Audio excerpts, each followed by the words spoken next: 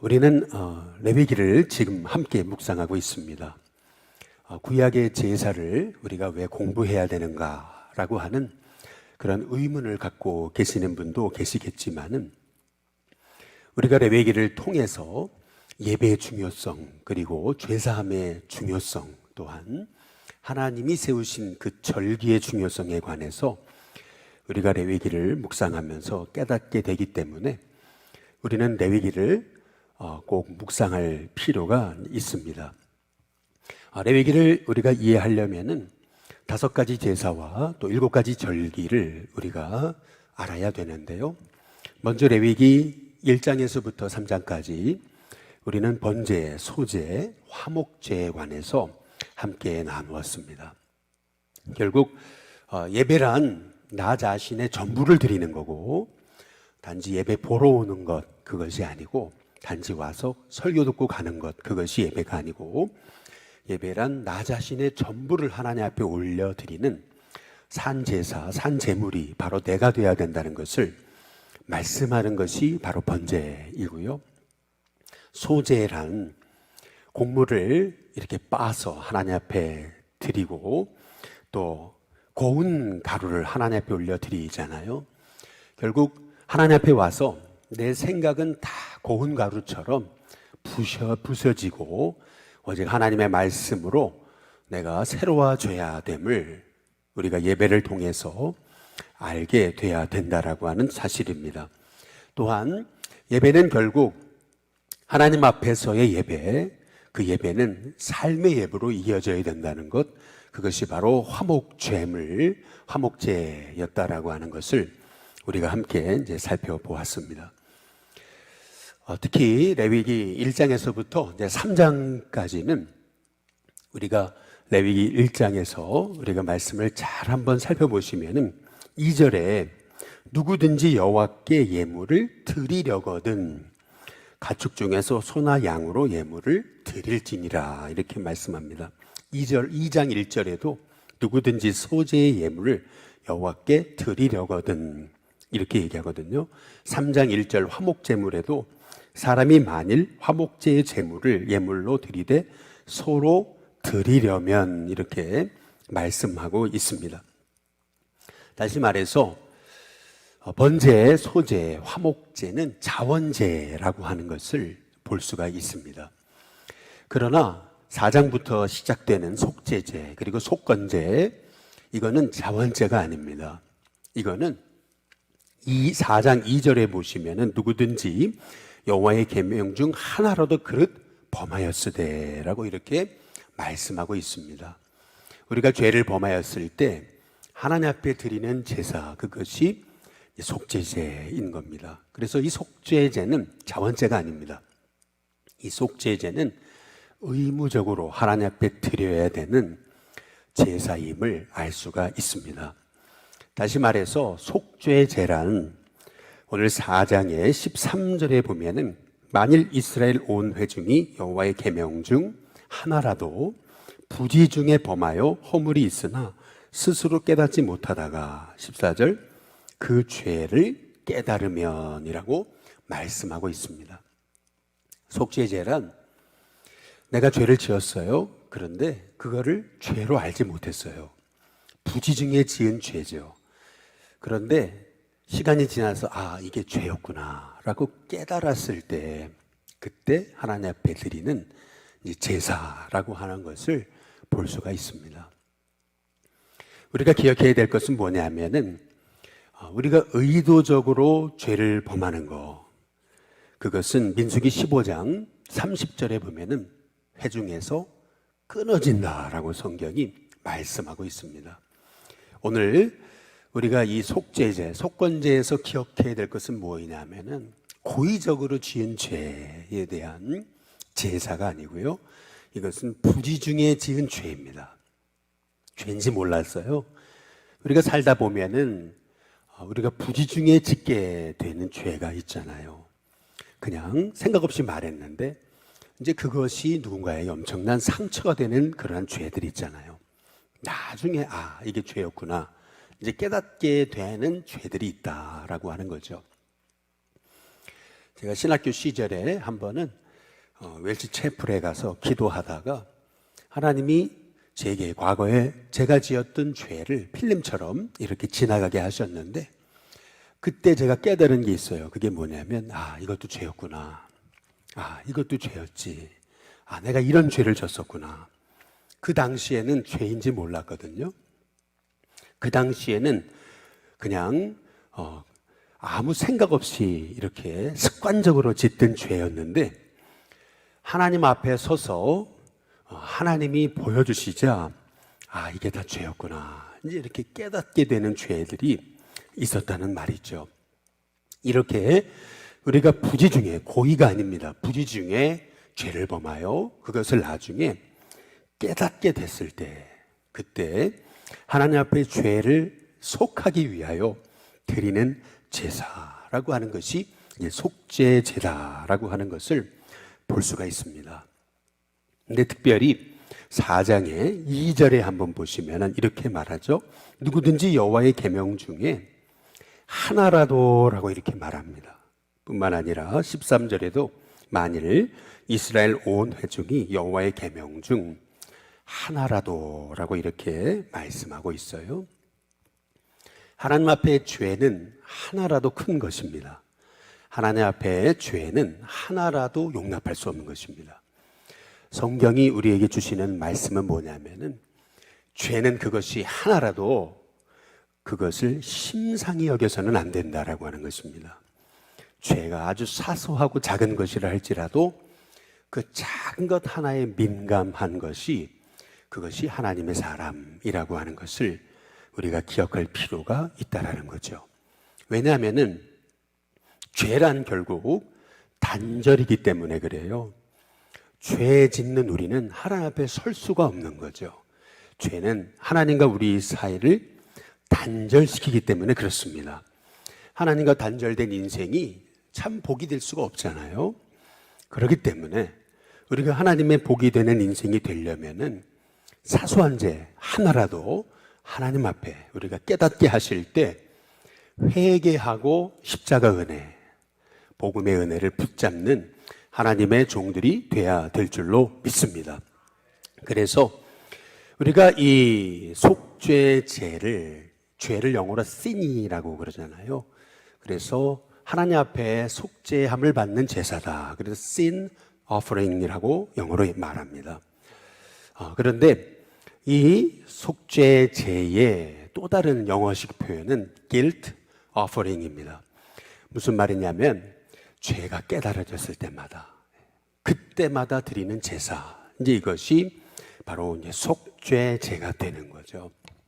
다시 말해서 우리가 평상시 삶을 살아갈 때에 하나님이 죄를 깨닫게 하실 때마다 그것을 우리가 심상히 여기는 것이 아니고 민감히 여기면서, 하나님, 제가 하나님 앞에 범죄했습니다 라고 순간순간 성령님의 이끌림을 받아서 하나님 앞에 죄를 용서함을 구하고 정결하게 되기 원하는 것, 그것이 이 속죄제의 바로 이 시대의 적용이다라고 이제 볼 수가 있는 거죠.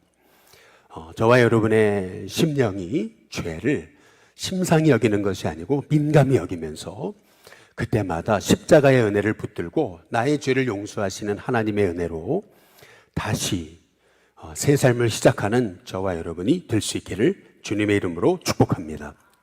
그런데 오늘 이 속죄제란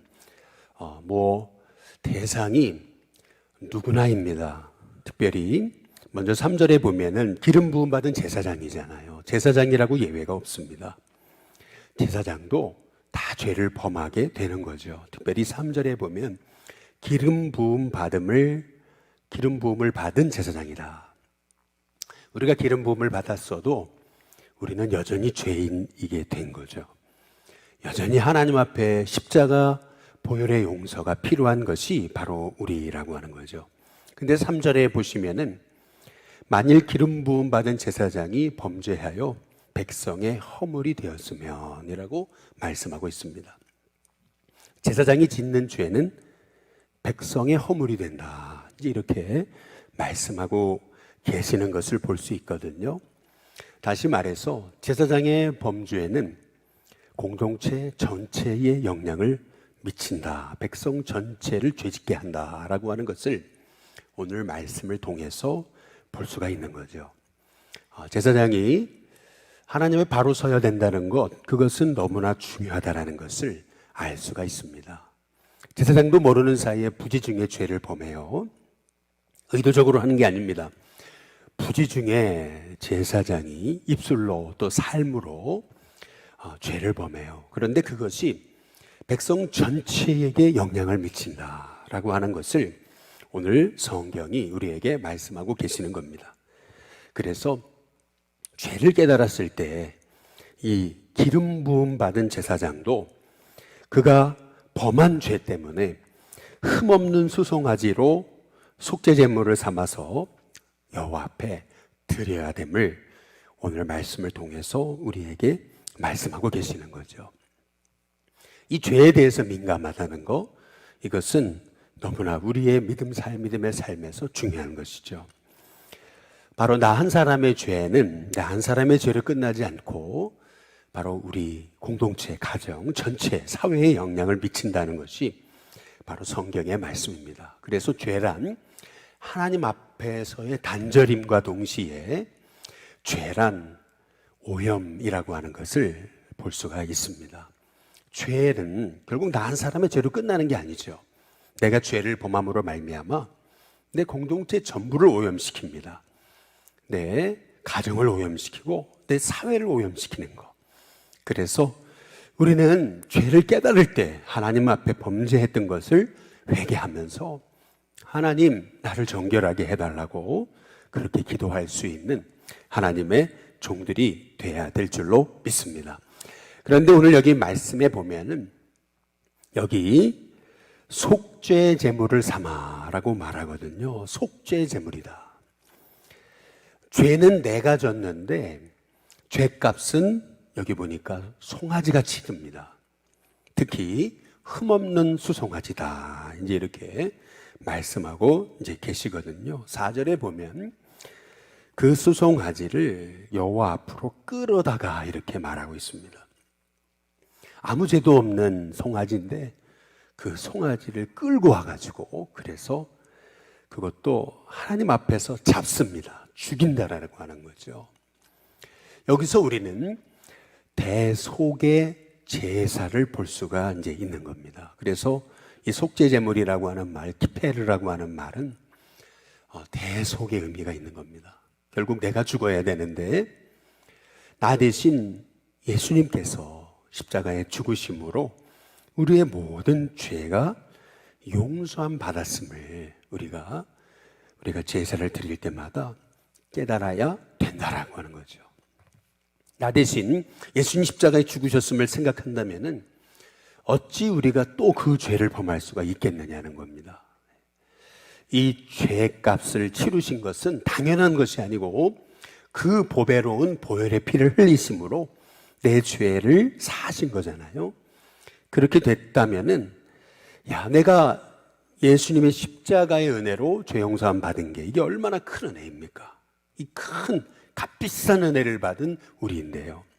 그렇기 때문에 내가 죄 용서를 받은 거, 이것은 정말 내 인생의 가장 큰 복이요 축복이라고 하는 거죠. 하나님과 나 사이에 단절됐던 내가 다시 하나님과 연결되고 하나님과 연결됨을 통해서 내가 복의 인생이 되었음을 우리가 생각한다면은 내가 얼마나 복받은 사람입니까? 내가 얼마나 큰 은혜를 입은 사람입니까? 그렇게 우리가 그 십자가의 은혜를 생각한다면은 우리의 삶이 새로워지지 않을 수 없다라고 하는 것을 우리가 알게 이제 되는 거죠. 특별히 여기 6절에 보시면은 그 제사장이 이제 회막에 들어가 가지고 손가락에 그 피를 찍어서 여호와 앞 성소의 휘장 앞에 7번을 뿌립니다. 휘장에 그 송아지의 피를 7번 이렇게 뿌리죠. 7번 뿌린다. 정결을 의미하는 것입니다. 또 7절에 그 피를 향단 뿔들에 바릅니다. 그리고 송아지 피 전부를 회막문 앞 번제단 밑에 쏟아붓는 것을 볼 수가 있죠. 결국에 피 없이는 사함이 없음을 오늘 말씀을 통해서 이제 깨닫습니다. 그런데 하나님과 우리 사이에 맡겼던 휘장, 성소와 지성소를 갈라놓았던 그 휘장, 거기에다가 7번 피를 뿌리잖아요. 결국 이 피는 예수님의 피를 의미하는 거잖아요. 예수님의 피가 그 휘장에 뿌려질 때에 지성소와 성소를 막고 있는 휘장이 찢어지는 거죠. 결국 예수님의 십자가의 죽으심으로 제사장만이 오직 1년에 한 번 하나님 앞에 나아갈 수 있었는데, 이제는 우리가 하나님의 은혜로 십자가의 보혈의 피로 언제든지 죄를 깨달을 때마다 그 은혜의 지성소에 나아갈 수 있다는 거, 이것이 얼마나 큰 은혜인가라고 하는 것을 우리가 이 레위기의 말씀을 묵상하면서 우리가 깨닫게 되는 거죠. 그래서 참 복 있는 인생은 시편의 32편에서 다윗의 고백처럼 허물의 사함을 받고 허물의 가리움을 받은 자가 복이 있다, 이제 이렇게 말씀하고 있는 것을 볼 수가 있습니다. 그래서 정말 경건한 자는 무릇 죄를 깨달을 때, 다시 말해서 하나님이 내게 내가 죄 지은 것을 생각나게 하실 때마다 주께 회개하며 기도해라 라고 이렇게 말씀하고 있습니다. 그런 인생은 진실로 홍수가 임하여도 절대로 홍수가 범람하는 그러한 인생이 되지 못한다 라고 그렇게 말씀하고 계시는 거죠. 우리는 이렇게 죄를 깨달을 때마다 하나님 앞에 나와서 범죄한 것을 회개하고 십자가의 은혜 붙들고 하나님의 은혜로 우리를 새롭게 하시는 그러한 은혜를 발견하는 하나님의 종들이 돼야 될 줄로 믿습니다. 근데 오늘 여기 말씀에 보면은 이 수송아지를 말이에요, 죽여서 제단에 피를 뿌리잖아요. 그것도 여기 휘장 앞에 7번 피를 뿌립니다. 하나님과 나 사이에 막혀졌던 그 휘장이 이제 예수 십자가의 보혈의 피로 죽으심으로 다 이제는 찢어지고 언제든지 주님 앞에 나아갈 수 있게 된 거죠. 그런데 11절에부터 보시면은 이 수송아지의 가죽, 그리고 모든 고기, 머리, 정강이, 내장, 똥까지 다 진영 바깥 재버리는 곳에 가서 불로 나무 위에서 살라버립니다. 재버리는 곳에서 불사르게 되는 거죠. 여기서 중요한 것은 이제 진영 바깥입니다. 송아지의 피, 그리고 기름, 이것은 하나님 앞에서 이렇게 뿌리고 불태우고 난 다음에 이 송아지의 가죽, 그리고 고기, 머리, 정강이, 내장, 똥까지 이거를 진영 바깥에서 다 불살라서 번제로 하나님 앞에 이제 드리는 것을 볼 수가 있는 거죠. 다시 말해 우리 예수님께서 우리의 죄를 짊어지시고 영문 밖에서 죽으셨잖아요. 이 번제는 곧 나의 죄를 짊어지시고 영문 밖에서 십자가에 죽으신 예수님을 의미하는 것입니다. 특히 이 진영 바깥이다 라고 하는 말씀이 굉장히 중요한데요, 영문 밖, 진영 바깥이라고 하는 것이 의미하는 것은 뭐냐면은 우리의 일상을 의미하는 거죠. 우리가 하나님 앞에 와서 죄 용서를 받습니다. 십자가의 은혜를 붙듭니다. 언제든지 주님 앞에 나올 때 하나님과 나 사이에 막혀졌던 휘장은 다 예수님의 십자가로 다 찢겨지고 이제는 언제든지 은혜의 보좌 앞에 나아갈 수 있는 인생이 되었기 때문에 언제든지 십자가 붙들면 우리의 모든 죄가 용서함 받습니다. 그러면 이제 우리의 일상의 삶에서 우리는 어떻게 살아야 되는가? 우리의 몸을 드리는, 우리의 인생을 드리는, 여기 보니까 가죽, 고기, 머리 그랬거든요. 머리라고 하는 것을 강조하고 있잖아요. 우리의 일상의 삶에서 내 생각, 내 삶, 이 머리로 생각하는 이 모든 것이 다 일상이 제사와 예배가 돼야 된다라는 것을 오늘 말씀을 통해서 우리가 보게 되는 거죠. 똥마저도 너무나 하찮고 더럽고 보잘것없는 것조차도 하나님 앞에 드려지는 삶, 이제 그것이 결국 예배다라고 하는 사실을 볼 수가 이제 있는 것입니다. 오늘 이 속죄제의 이 제사를 통해서 우리는 우리의 일상이 예배가 돼야 된다라고 하는 사실을 오늘 말씀을 통해서 이제 깨닫게 되는 거죠.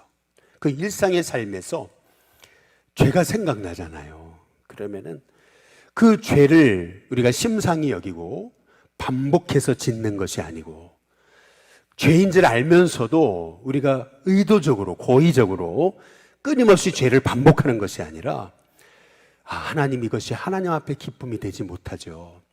하나님, 제가 이렇게 하나님 앞에 죄를 범하는 삶을 반복하지 않겠습니다. 머리로 짓는 죄, 입술로 짓는 죄, 생각으로 짓는 죄, 삶으로 짓는 죄, 이 모든 것들 내가 하나님 앞에 있음을 내가 고백하면서, 하나님, 이제는 내 삶 자체가 하나님 앞에 드리는 제사가 되기를 원합니다.